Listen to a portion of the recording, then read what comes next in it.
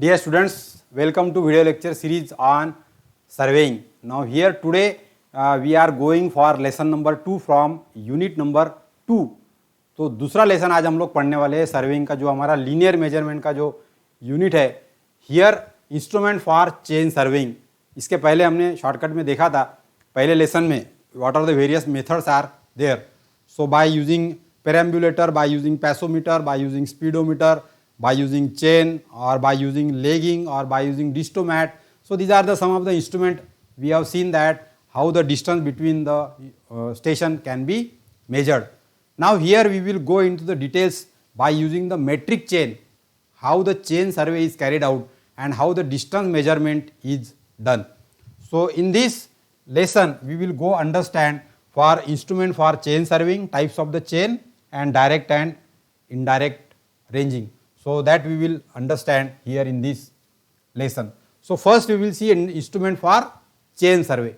अब हमको linear measurement के साथ में हमको जो चेन से यदि सर्वे करना है कोई डिस्टेंस मेजर करने के लिए या मैप बनाने के लिए, so in that we have to first understand what are the instruments are required. तो सबसे पहला तो यहाँ पर एरो लगने वाला है आपको, लोहे के खिले ऐसे लंबे लंबे.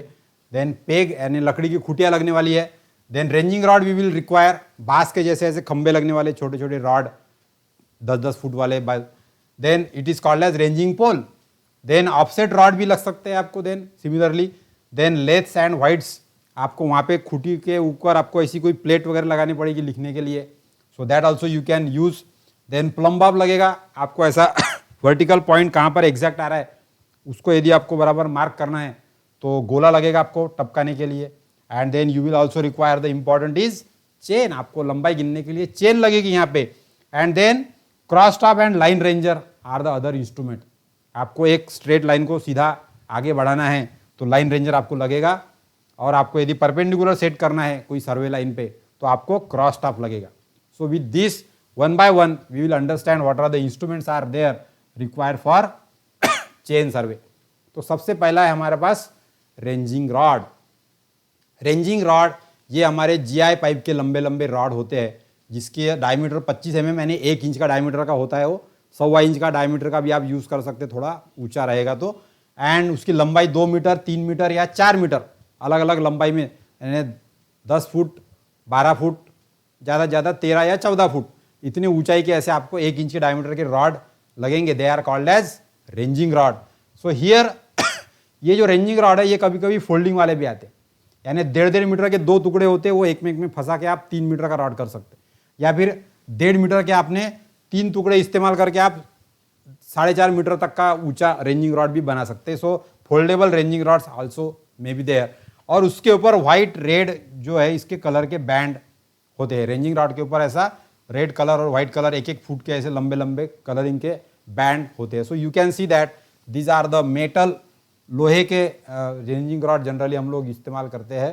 Particularly length is 3 to 4 metre and diameter is 25 mm या 1 इंच. तो आप यहाँ पे देख सकते. So here a person can stand by holding this type of ranging rod. अब ये रेंजिंग रॉड के ऊपर एडिशनल इंस्ट्रूमेंट भी आपको यदि लगाना है तो लगा सकते हैं आप.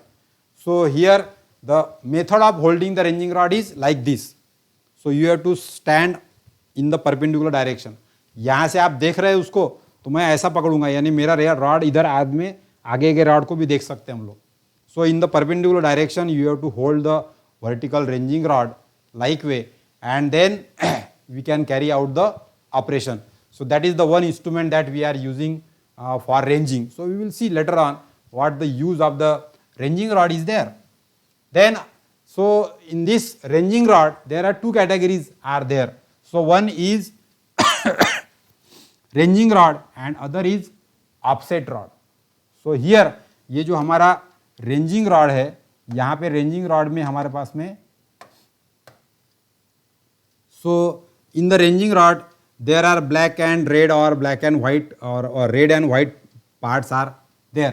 लेकिन हमारा जो offset rod होता है तो ये रेंजिंग रॉड के ऑफसेट रॉड के बजाय यहाँ पे ऑफसेट रॉड को यहाँ पे एक स्लॉट होता है. So that is the one of the important thing. और इसके अंदर यहाँ पर एक स्लीट होती है, यहाँ पे नैरो स्लीट, यानी यहाँ पे होल होता है एक छोटा सा रेक्टेंगुलर आर पार देखने के हिसाब से.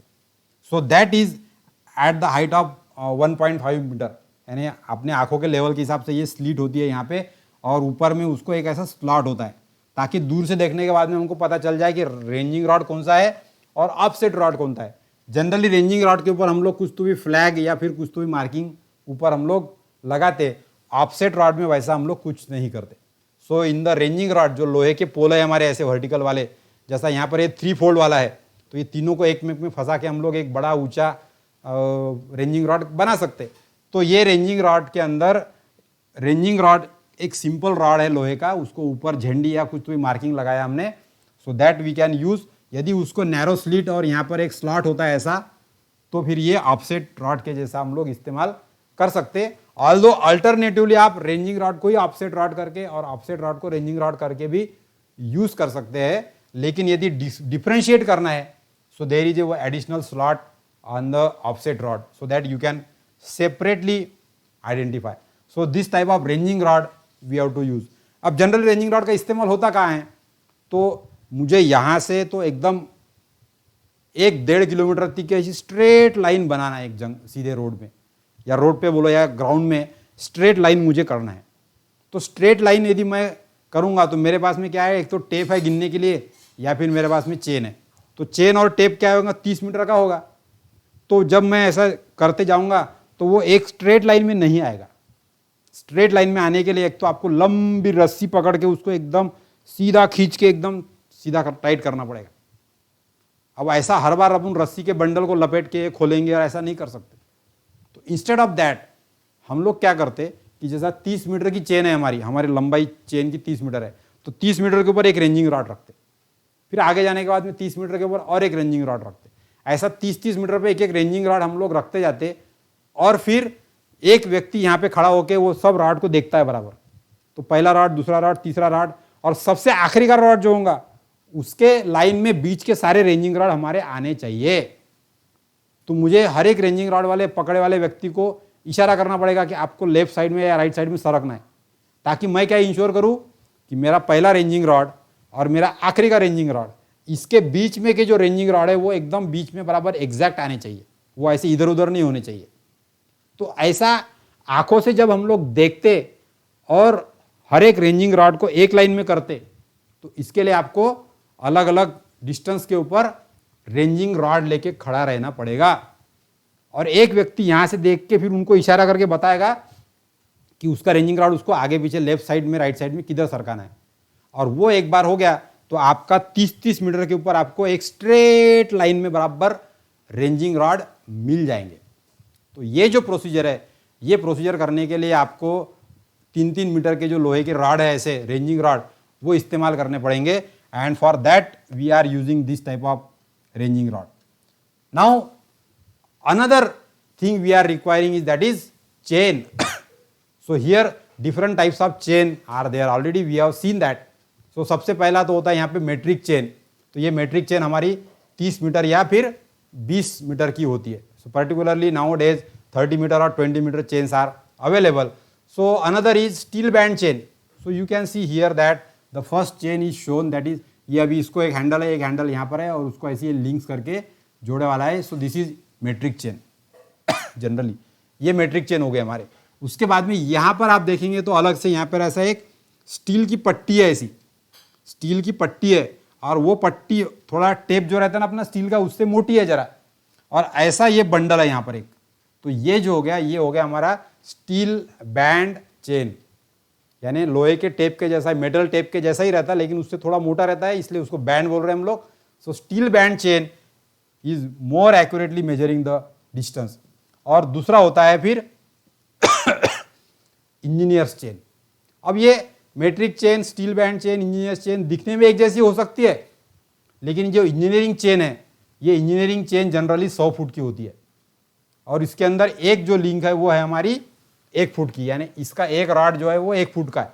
और ऐसा यहाँ पर 100 रिंग लगा दिए अपने, 100 लिंक लगा दिए तो 100 फीट की हो जाएगी आपकी chain. So engineer chain is having length of 100 feet, और वहाँ पे 10-10 फुट के ऊपर उसको रिंग लगी वाली होती है पीतल की, तो आप 10, 20, 30, 40, 50 फीट का डिस्टेंस गिन सकते हैं, और टोटल लेंथ होती है 100 feet. So that type of chain is called as engineers chain. In olden days the 100 feet chain was frequently used. Now the another chain is Guntur's chain. So ये गुंटूर्स chain जो है ये generally जो भूमि अभिलेख कार्यालय होता है वहाँ पे रेवेन्यू डिपार्टमेंट में they are using the Gunter chain. तो अब ये गुंटूर चेन का इस्तेमाल होता है, ये होता है 66 फीट 66 फीट. तो 66 फीट के अंदर 100 लिंक होती है. एक्चुअली इसका मतलब है 66 फीट, इसका मतलब हो गया यहाँ पर ये 20 मीटर. 66 फीट यानी ये हो गया 20 मीटर. अब 20 मीटर बाय 20 मीटर की चेन आपने यदि गिन लिया तो वो हो जाएगा 200 स्क्वायर मीटर. यानी 200 स्क्वायर मीटर के हिसाब से आप एक रेक्टेंगल का एरिया आसानी से गिन सकते हैं. सो उसके लिए यहाँ पर एक गुंटूर चेन यहाँ पे यूज करते हैं हम लोग. तो सिर्फ लेंथ में फर्क पड़ गया यहाँ पे, इसलिए उसका नाम चेंज हो गया. It is called as Gunter chain. दूसरा है फिर रेवेन्यू चेन. ये रेवेन्यू चेन जो है वो इससे भी छोटी होती है, वो 33 फीट की होती है. 33 फीट यानी ये होगी 10 मीटर की.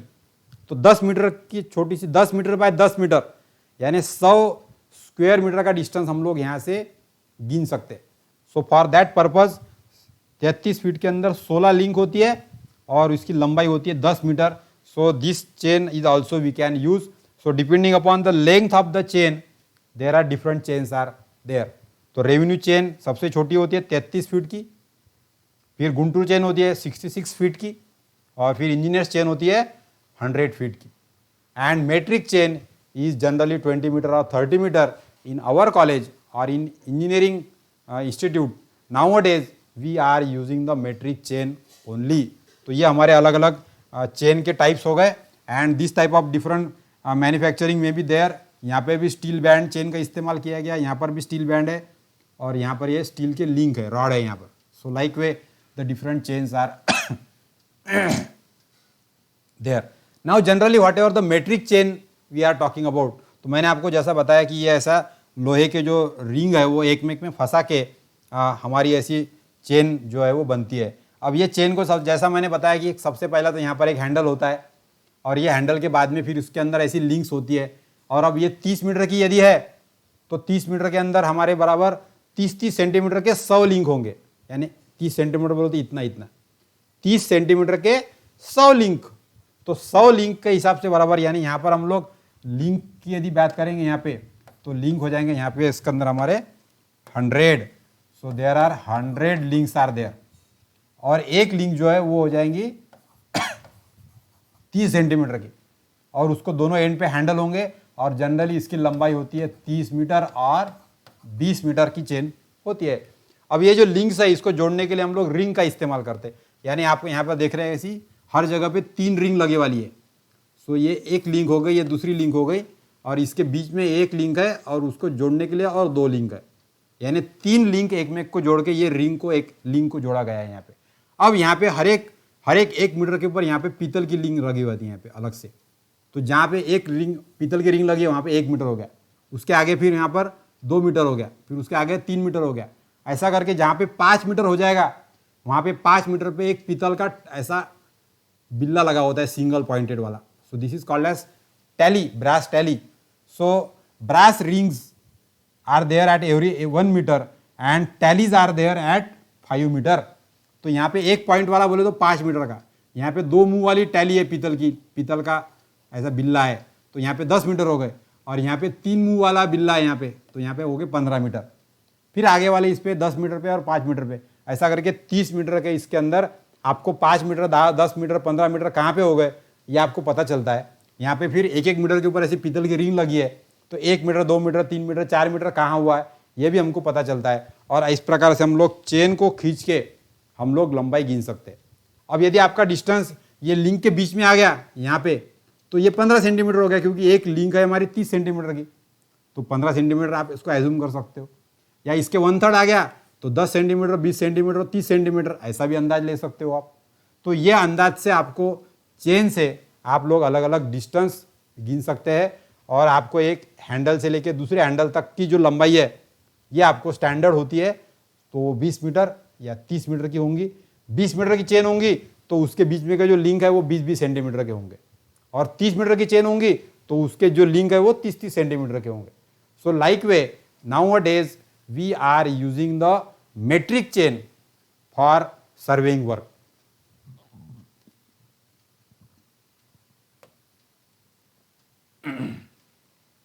सो here we can see the details of the chain. अब यदि हम लोग यहाँ पे समझेंगे तो यहाँ पे आ गया सबसे पहला हमारा यहाँ पर एक हैंडल आ गया. ये हैंडल के स्टार्ट से हमारा डिस्टेंस शुरू होता है और यहाँ पर फिर बीच बीच में हमारे लिंक्स है ऐसे. अब ये लिंक के बीच में मैंने जैसा बताया आपको कि यहाँ पे 3 रिंग होती है यहाँ पे. तो ये वाली एक रिंग, ये दूसरी रिंग और ये तीसरी रिंग, और ये बीच वाले रिंग को यहाँ पे ऐसा टैली लगा होता है. सिंगल लिंक लगी है या टैली लगी है तो यहाँ पे आपको 1 मीटर 2 मीटर 3 मीटर ऐसा पता चलेगा.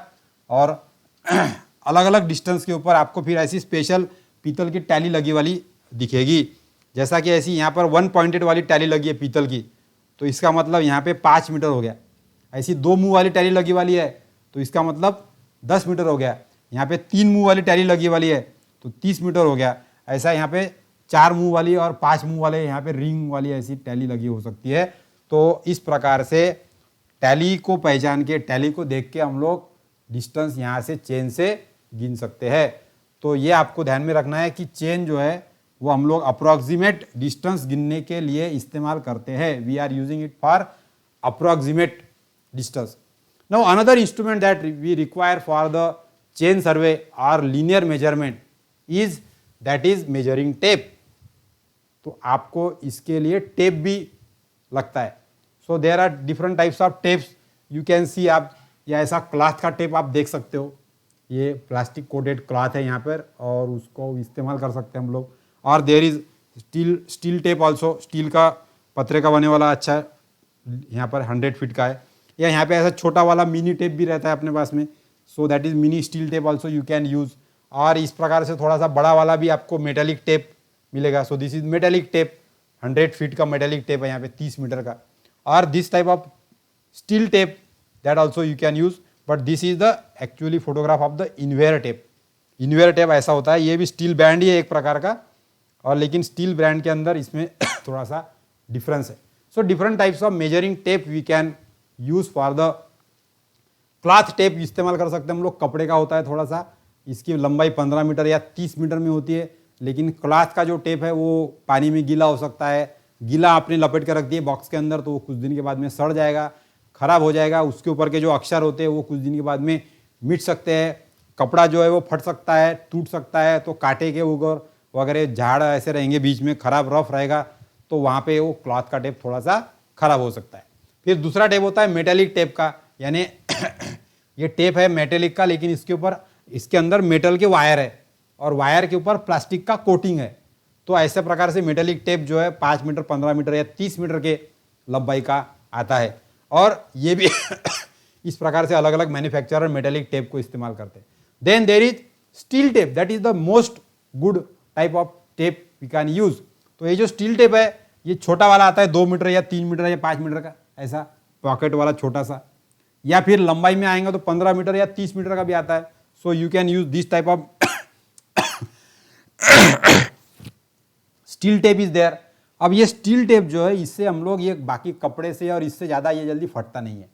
इससे हम लोग ज़्यादा एक्यूरेट डिस्टेंस गिन सकते हैं. अब इसके ऊपर मिलीमीटर तक का भी डिस्टेंस होता है, 1 मिलीमीटर 2 मिलीमीटर 3 मिलीमीटर से लेके सेंटीमीटर और फिर बाद में उसके ऊपर मीटर भी.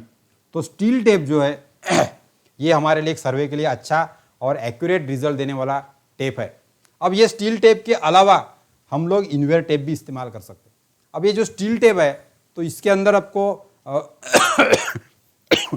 Because of the temperature changes, क्योंकि दोपहर के टाइम पे धूप काला वजह से टेम्परेचर बढ़ता है, सुबह के टाइम पे टेम्परेचर कम रहता है, और एक ही दिन में हम लोग सर्वे यदि कर रहे हैं तो स्टील टेप के अंदर आपका एक्सपांशन कॉम्पैक्शन की वजह से टेम्परेचर चेंजेस आते हैं, टेम्परेचर स्ट्रेस आता है. उसके वजह से उसकी लंबाई जो है वो कम ज़्यादा होती है, एक्चुअली माइन्यूट में होती है वो, but there is a change in the length of the tape because of the variation in the temperature. तो स्टील टेप के अंदर आपका वेरिएशन आता है टेम्परेचर चेंज की वजह से. इसको यदि अवॉइड करना है तो फिर आप इन्वेयर टेप इस्तेमाल कर सकते हैं which is most accurate. So in the invar tape 64% steel और 36% निकेल, इन दोनों का कॉम्बिनेशन करके जो अलॉय बनता है वो अलाय का इस्तेमाल करके ये जो स्टील का बैंड है वो बनाया जाता है. So it is the combination of steel and 64% steel and 36% nickel. तो दोनों का कॉम्बिनेशन करके बनाने की वजह से इसके अंदर इसका जो थर्मल कोएफिशिएंट है उसको एकदम कम रखा जाता है, ताकि टेम्परेचर चेंजेस की वजह से इसकी जो ओरिजिनल ट्रू लेंथ है वो चेंज नहीं होती है. So that is the advantage. और ये इन्वेयर टेप 30 मीटर, 50 मीटर या 100 मीटर के अंदर भी अवेलेबल होता है. So that way this type of different tapes also we can use for the surveying. Now similarly if you go into the details of the measuring tape, तो measuring tape में आपको यहाँ पर जैसा दिखाई दे रहा है, तो टेप के अंदर सबसे पहले तो यहाँ पर पहले रिंग होती है यहाँ पे, और रिंग के बाद में फिर यहाँ से चालू होता है. अब आप यहाँ पे देखेंगे यहाँ पर 10 मीटर लिखा है, इसका मतलब ये 10 यहाँ से नहीं है, तो ये 10 सेंटीमीटर यहाँ से एकदम स्टार्ट से है एकदम. So always you have to remember that कि टेप के शुरू में जो रिंग होती है वो रिंग आपको छोड़ नहीं देना है, वो रिंग के आखिरी एंड से ही आपको डिस्टेंस गिनना पड़ता है. सो वाइल होल्डिंग इसके अंदर उंगली डाल के फिर आपको टेप को पकड़ना चाहिए, ये रिंग को कभी भी दबाने का नहीं. So that you have to remember. So on the steel tape the millimetre markings are also there. So centimetre और मिलीमीटर में भी आप एक्यूरेटली डिस्टेंस गिन सकते हो टेप से. एंड ऑन दैट कोई कोई टेप के ऊपर आगे पीछे से अलग अलग मार्किंग होता है. सो इधर से मीटर में होता है, उधर से उसके फीट में होता है. So all the students those who are now admitted in the second year, so you have to compulsory purchase your own tape. तो आपको खुद का एक छोटा स्टील टेप या फिर 15 मीटर का या 30 मीटर का मेटेलिक टेप या फिर स्टील टेप, ये दो में से एक आपको परचेस करना है खुद का.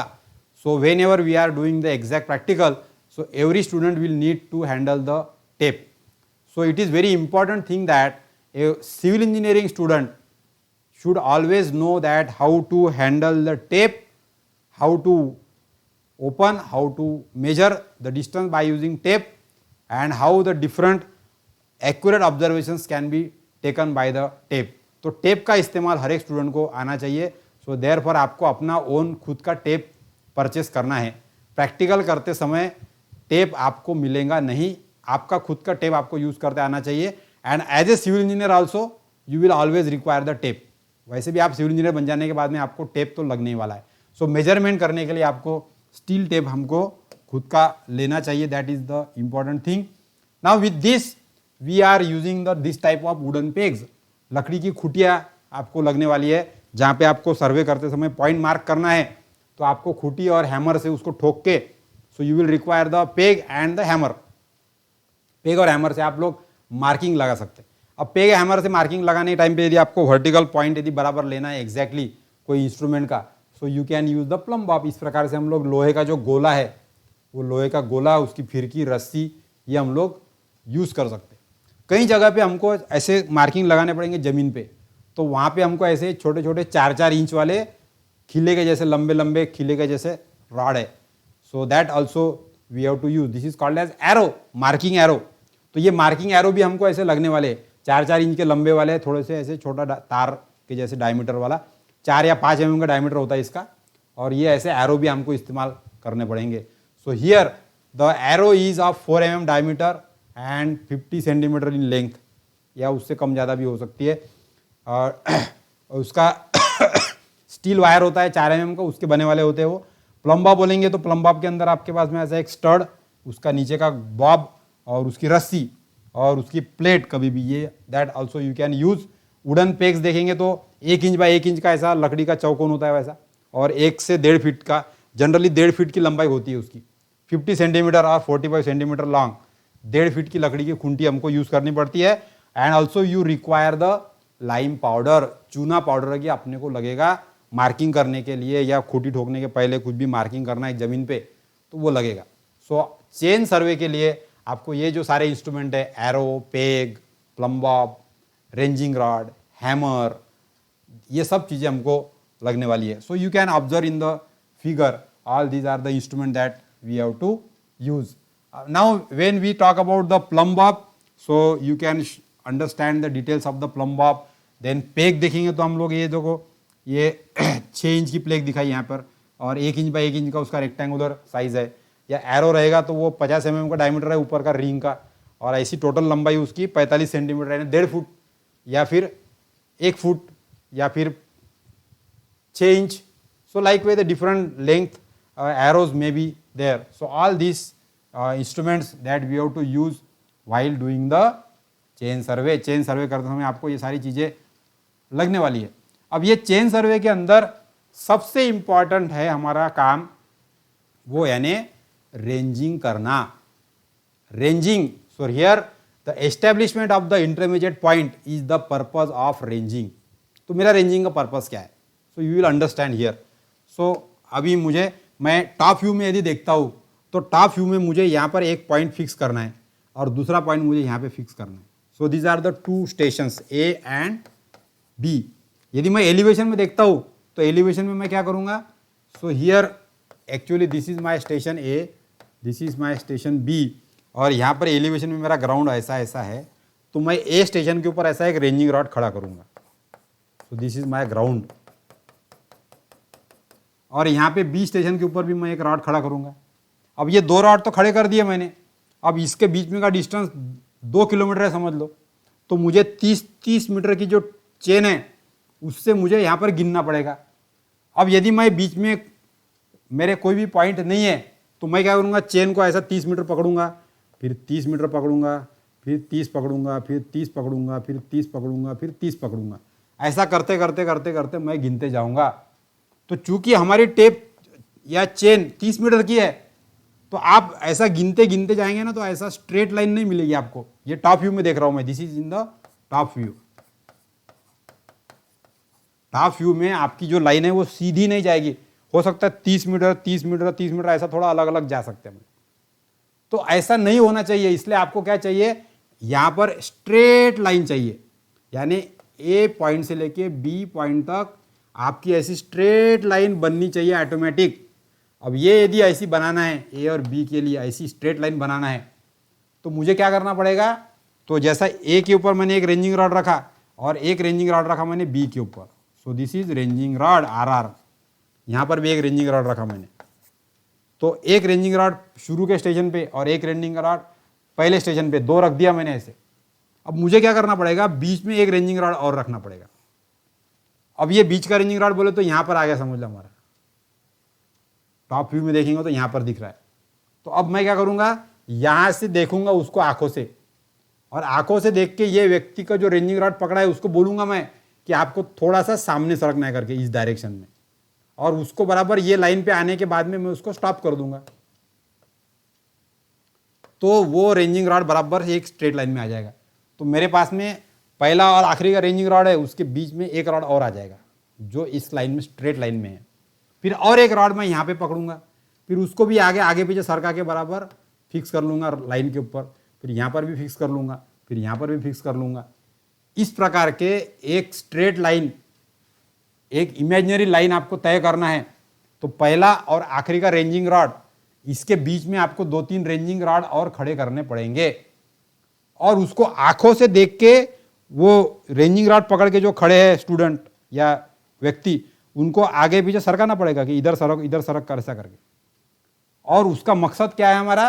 कि ये जो सभी रॉड है ये एक लाइन में आने चाहिए, हमारे एक लाइन में आने चाहिए. तो कोई भी प्रकार का सर्वे यदि करना है, चेन से लंबाई यदि गिनना है, सो बिफोर सर्वेइंग आपको रेंजिंग करना पड़ेगा आपको. और ये रेंजिंग सबसे पहला आसानी से कहाँ से कर सकते हैं हम लोग? बाय आई, आंखों का इस्तेमाल करके भी हम लोग रेंजिंग कर सकते हैं. तो जैसा कि मैंने समझाया आपको कि एक रेंजिंग रॉड यहाँ पे, दूसरा रेंजिंग रॉड यहाँ पे, और उसके बीच का रेंजिंग रॉड जो है उसको आगे पीछे सरका के तीनों रेंजिंग रॉड को मैं एक लाइन में ला सकता हूँ. तो आंखों से देख के इशारा करके मैं वो रेंजिंग रॉड को आगे पीछे सरका के जो एक लाइन में मैं रेंजिंग रॉड ला रहा हूँ, ये सारे प्रोसीजर को हम लोग बोलेंगे ranging. So ranging is the procedure wherein by observing the first and last ranging rod and by adjusting the intermediate ranging rod, बीच के ranging rod को मुझे आगे पीछे सरका के स्ट्रेट लाइन में लाना है. ये जो ऑपरेशन है, ये सारे ऑपरेशन को हम लोग क्या बोलेंगे? रेंजिंग. सो रेंजिंग हम लोग आंखों से कर सकते, या फिर we can use the line ranger और we can use the theodolite. तो आप लोग टेलीस्कोप भी देख सकते हैं और टेलीस्कोप से देख के भी रेंजिंग रॉड को एक लाइन में लाने की कोशिश कर सकते, आंखों से देख के भी कर सकते या लाइन रेंजर से भी कर सकते। अब इस प्रकार से आपको कोई भी डिस्टेंस यदि गिनना है तो पहला स्टेशन और आखिरी का स्टेशन आपका फिक्स हो गया। वो होने के बाद में आपको क्या करना है, बीच में भी आपको रेंजिंग रॉड खड़े करने पड़ेंगे और उनको आगे पीछे सरका के स्ट्रेट लाइन में लाना पड़ेगा बराबर। ये जो ऑपरेशन है that is called as ranging. तो किसी भी स्ट्रेट लाइन का मेजरमेंट करने के पहले आपको रेंजिंग रॉड खड़े करने पड़ेंगे, उसको एक लाइन में लाना पड़ेगा और ये प्रोसीजर इसको बोला जाता है रेंजिंग करना। तो रेंजिंग आपका दो टाइप का होता है, one is direct ranging and another is indirect और रेसिप्रोकल रेंजिंग। अब ये डायरेक्ट रेंजिंग ये तो हमारे लिए आसान है, मैंने जैसा भी आपको समझाया कि भाई दो रेंजिंग रॉड है, उसको एक लाइन में हमको लाना है तो हम लोग डायरेक्ट रेंजिंग कर सकते। तो आप यहाँ पर समझ सकते कि मेरा यहाँ पर एक रेंजिंग रॉड मैंने खड़ा कर दिया। So first ranging rod I have set here,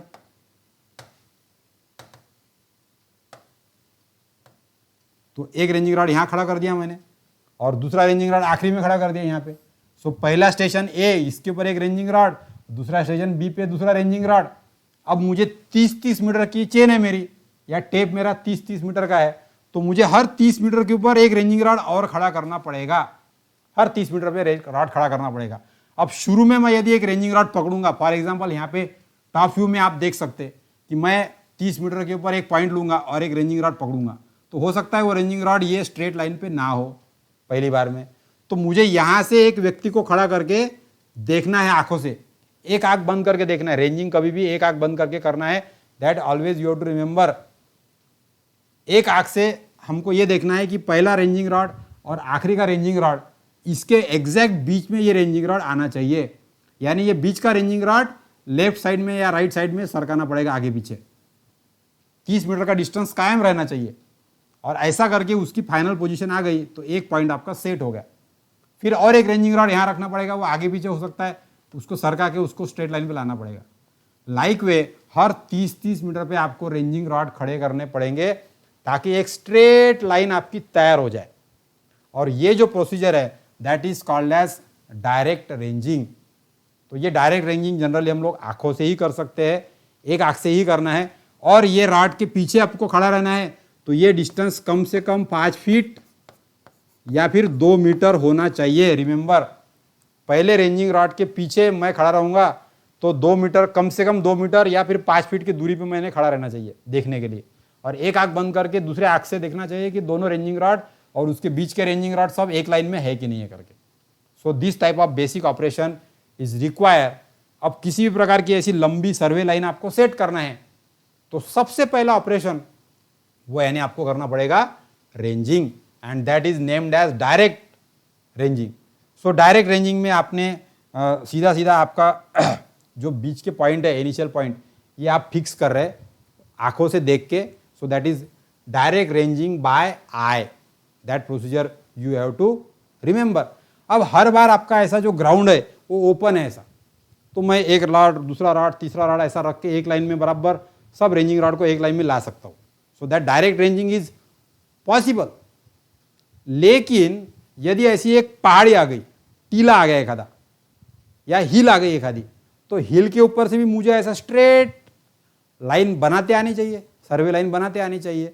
so in such cases when the first station and last station they are not visible, यहां से मेरा दूसरा स्टेशन दिखाई नहीं दे रहा है क्योंकि बीच में ऐसा ऊंची जमीन आ गई, तो ऐसे केस में फिर मुझे स्ट्रेट लाइन बनाने के लिए जो रेंजिंग करना पड़ेगा वो होगा इनडायरेक्ट रेंजिंग। तो डायरेक्ट रेंजिंग नहीं कर सकता हूं मैं, लेकिन इनडायरेक्ट रेंजिंग कर सकता हूं। सो दैट इज रिक्वायर। तो इनडायरेक्ट रेंजिंग कैसा करना है ये हम लोग यहां पर समझेंगे। अब for example in this figure you understand that ये यहां पर मेरा एक रेंजिंग रॉड मैंने लगाया, स्टार्ट का स्टेशन है, और दूसरा रेंजिंग रॉड लगा दिया मैंने यहां पर बी पे। So that is there in the cross section, आपको ये दिखाई दे रहा है।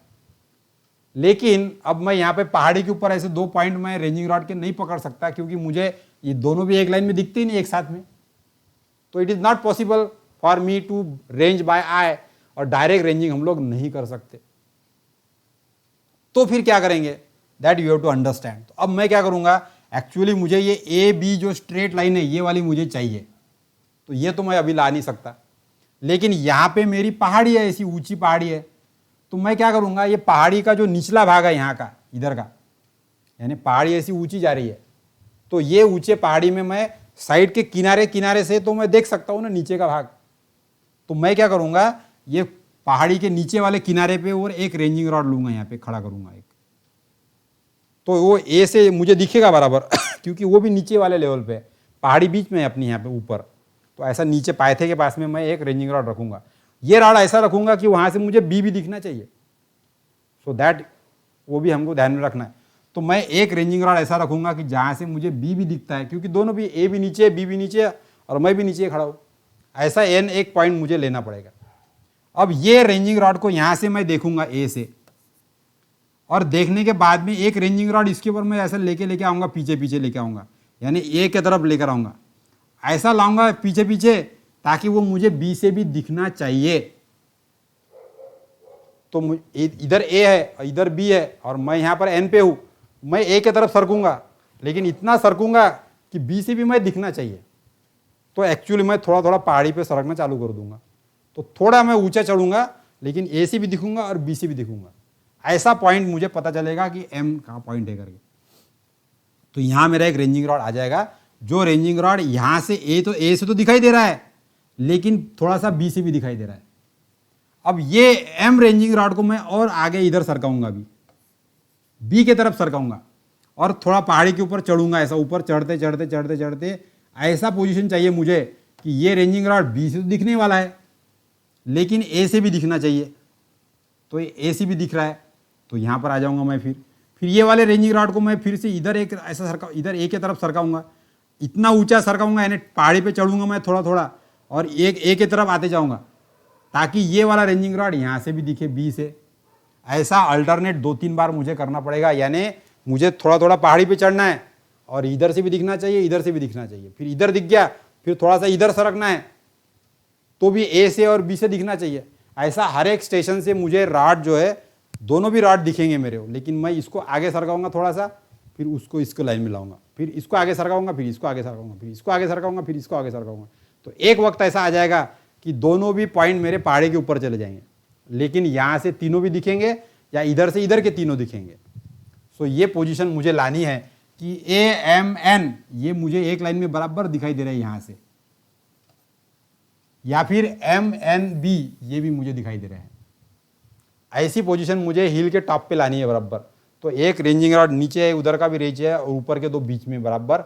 लेकिन ये दोनों के आने के लिए ऊपर से मैंने यहाँ से पहाड़ी से चढ़ते चढ़ते आया मैं, थोड़ा थोड़ा करके, ऐसा अल्टरनेट फोकस कर करके आ गया मैं। सो लाइक वे ये प्रोसीजर यदि हम करेंगे, so that is called as indirect और रेसिप्रोकल रेंजिंग। किसी पहाड़ी के ऊपर आपको सर्वे लाइन सेट करनी है, तो आपको हिल के नीचे से, हिल के बॉटम पार्ट से 2 रेंजिंग रॉड लेके उसको अल्टरनेटिवली फोकस करते करते करते करते ऊपर आना पड़ेगा। तो हिल के ऊपर आपको 2 स्टेशन मिल जाएंगे जो कि एक स्ट्रेट लाइन में होंगे बराबर। So this type of procedure that is called as indirect और reciprocal ranging. So in this this type of operation is required when we are doing the survey work. अब ये आंखों से हम लोग जो रेंजिंग कर रहे हैं, इसके बजाय हम लोग लाइन रेंजर भी यूज कर सकते हैं. So line ranger that also we can use. अब ये लाइन रेंजर क्या होता है? तो लाइन रेंजर यानी एक ऐसा रॉड है, उसके ऊपर आपको ऐसा एक ग्लास का प्रिज्म रखा होता है. सो इन दिस ग्लास प्रिज्म, यहाँ पे क्या है, ये that you can C in this figure. तो आपके पास में यहाँ पर एक ऐसा ट्रायंगुलर प्रिज्म है, ये वाला ऐसा एक ट्रायंगुलर प्रिज्म है. और ये ट्रायंगुलर प्रिज्म के ऊपर और एक दूसरा प्रिज्म रखा है, वो हमारा दूसरे कलर से बनाता हूँ मैं इसको. सो ये ऐसा है यानी 2 ट्रायंगुलर प्रिज्म है, वो भी राइट एंगल ट्रायंगल प्रिज्म है. यानी एक प्रिज्म मेरा नीचे है और उसके ऊपर दूसरा प्रिज्म, यानी एक ट्रायंगल और दूसरा triangular prism, right angle triangular prism. 2 prism ऐसे एक के ऊपर एक रखे हुए हैं. तो अब उसमें मुझे क्या करना है कि यहाँ पर एक रेंजिंग रॉड है समझ लो, और एक रेंजिंग रॉड है बी पे. तो यहाँ पर एक रेंजिंग रॉड है, एक यहाँ पर रेंजिंग रॉड है. और मुझे एक बीच का एक पॉइंट ऐसा पता करना है कि जो दोनों की लाइन में आ जाए। सो that is the ranging work मुझे करना है। तो मैं क्या करूंगा, एक रेंजिंग रॉड यहाँ का, एक रेंजिंग रॉड यहाँ का, इसको फिक्स कर दूंगा और बीच के रेंजिंग रॉड पे मैं लाइन रेंजर को रखूंगा। अब ये लाइन रेंजर के अंदर मैं देखूंगा ऐसा, तो ये जो प्रिज्म है इसमें के, ये जो प्रिज्म है, ये प्रिज्म की वजह से मुझे एक नीचे के प्रिज्म में इधर का रेंजिंग रॉड दिखेगा और ऊपर के प्रिज्म में इधर का रेंजिंग रॉड दिखेगा। तो लाइन रेंजर के जो नीचे का और ऊपर का प्रिज्म है, दोनों में भी मुझे यहाँ का और यहाँ के रेंजिंग रॉड की इमेज दिखेगी। तो ऐसा यदि मैं देखता हूं तो ये बीच में मेरे खड़ा हो गया मैं, तो मुझे क्या दिखेगा, ये ऊपर के प्रिज्म में यहां पे मुझे दिखाई देगा रेंजिंग रॉड, और नीचे का जो प्रिज्म है, ये नीचे वाले प्रिज्म में मुझे यहां पे दिखाई देगा रेंजिंग रॉड। तो इसका मतलब मैं जहां पे खड़ा हूं वहां पे दोनों भी रेंजिंग रॉड की इमेज एक मेक से नहीं मिल रही, एक इधर है एक इधर है। इसका मतलब मैं उसके एग्जैक्टली सेंटर में नहीं, स्ट्रेट लाइन में नहीं हूं। तो मुझे लाइन रेंजर लेके फिर ऐसा आगे पीछे थोड़ा थोड़ा सरकना है या पीछे सरकना है ऐसा। तो आगे पीछे यदि सरकाऊंगा मैं तो एक जगह ऐसा आ जाएगा कि ऊपर का और नीचे के प्रिज्म में दोनों रेंजिंग रॉड एक लाइन में दिखेंगे। यानी ये ऐसी पोजीशन आ जाएंगी कि ऊपर के प्रिज्म में और नीचे के प्रिज्म में रेंजिंग रॉड की इमेज एक के नीचे एक आगे बराबर ऐसी। तो ये पोजीशन लाने के लिए आपको लाइन रेंजर आगे पीछे मूव करना है, ताकि आपका एक जगह ऐसी आ जाएंगे कि आप बराबर दोनों भी स्ट्रेट लाइन के ऊपर बराबर आ जाएंगे आपके। सो बाय यूजिंग लाइन रेंजर हम लोग इंटरमीडिएट पॉइंट जो है वो हम लोग पता कर सकते हैं। यानी हम लोग टॉप व्यू में यदि देखेंगे तो टॉप व्यू में क्या होने वाला है, टॉप व्यू में आपका एक रेंजिंग रॉड यहां पर है, एक रेंजिंग रॉड यहां पर है, और ये इमेजिनरी लाइन है आपकी स्ट्रेट लाइन। अब लाइन रेंजर लेके आप यदि यहां पे खड़े रहेंगे तो आपको ये ऐसे दिखेंगी इमेज, एक इमेज इधर एक इमेज इधर। अब उसको थोड़ा आगे पीछे सरकाएंगे तो जब यदि लाइन पे आ गए आप बराबर, या ये दोनों स्ट्रेट लाइन के ऊपर यदि आ गए तो स्ट्रेट लाइन के ऊपर आने के बाद में आपको इमेज एक लाइन में दिखेगी। इसका मतलब ये जो पॉइंट है ये आपका फिक्स हो गया स्ट्रेट लाइन का। तो ए पॉइंट और बी पॉइंट, इसके बीच में मैं इंटरमीडिएट पॉइंट जो है सी है ये मैंने आइडेंटिफाई कर लिया। तो इंटरमीडिएट पॉइंट आइडेंटिफाई करने के लिए हम लोग लाइन रेंजर का इस्तेमाल कर सकते हैं। सो this is the very simplest instrument. और अदरवाइज आंखों से भी हम लोग कर सकते हैं, रेंजिंग रॉड से कोई प्रॉब्लम नहीं है। So this type of operation we have to carry out for ranging of a survey line. So in this lesson now up till we have understood the various accessories for chain surveying. फिर different types of chain हमने देखा, engineer chain, Gunter chain, revenue chain. Revenue chain 33 feet की होती है, Guntur chain 66 feet की होती है, engineer chain 100 feet की होती है। और nowadays we are using the metric chain. Then we have seen the direct ranging, एक लाइन में सीधा रेंजिंग रॉड कैसे लाने के, आंखों से देख के, तो डायरेक्ट रेंजिंग हो गया। या पहाड़ी के ऊपर यदि दो दिखने वाले पॉइंट नहीं है, उसके बीच के ऊपर पहाड़ी के ऊपर से एक स्ट्रेट लाइन कैसी सेट करने की, तो वो हमने इनडायरेक्ट रेंजिंग में देखा। और लाइन रेंजर का इस्तेमाल करके हम लोग इंटरमीडिएट पॉइंट कैसे फिक्स कर सकते हैं ये हमने उसके अंदर देखा। So in this lesson we will stop for here, and in the next lesson then we will understand how the errors in the linear measurements are there. So in this next part we will continue with the lecture number 3. So thank you for watching this video lecture. Thank you.